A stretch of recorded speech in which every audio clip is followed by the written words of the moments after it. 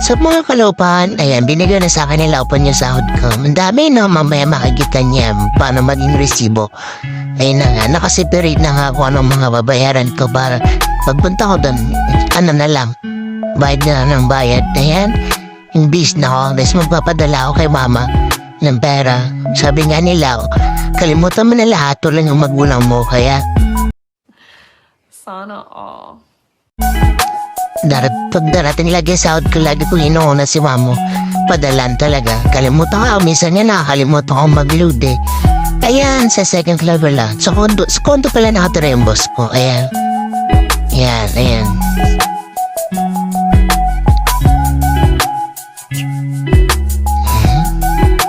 Salpi mo na. O, takpanan siya at nangunguna.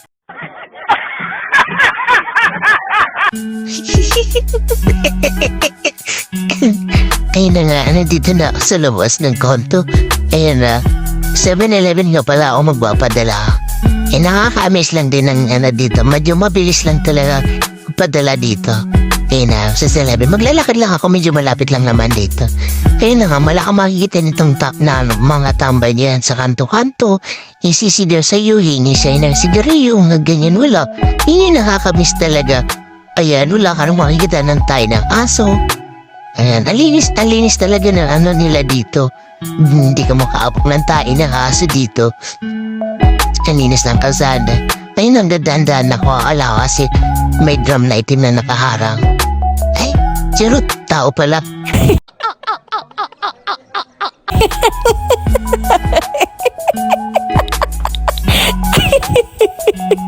Ayun na nga, balik na tayo sa kantuan.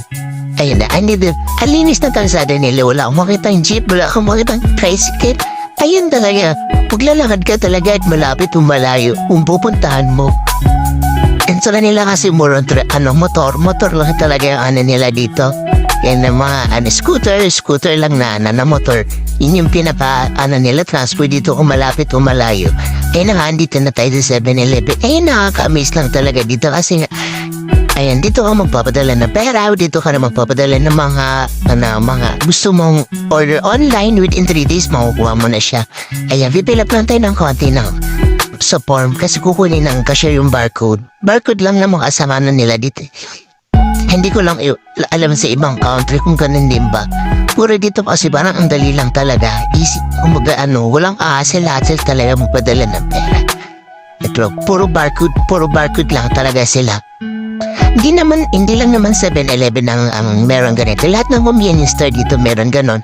Kaya medyo malapit lang kasi ako sa 7-Eleven. Kaya dito lang ako nagpapadala.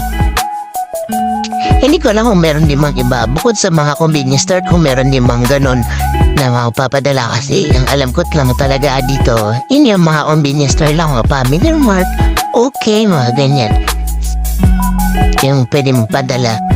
Hindi ko lang alam kung meron din bang mga siguro meron mga western, yung nagpapadala ng ganyan. Siguro meron, pero hindi ko lang alam kung paano ang process nila. Kasi dito mas madali ang process dito eh. 2 apps lang, ganyan. Ayun na nga, random. Tapos na yung bayad ko, nandito naman tayo sa second. Ayan, iPhone pa more. Ayun na, sa pangalawang bayad na tayo. Diba? Hindi mo kung paano mag-i-resibo yung pera ko. Okay. Tapos ang pa dito, yung kahit matanda ka na, basta kaya ng katawan mo.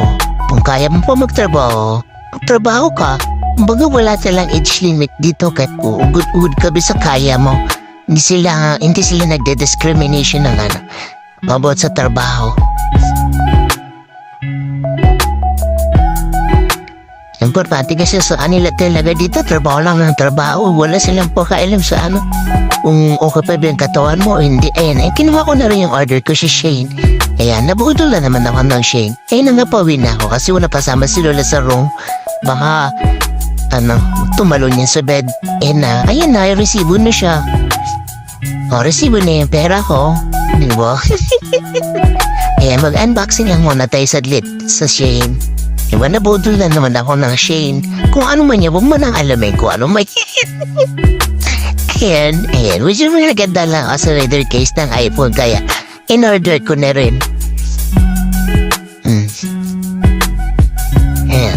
Thank you guys.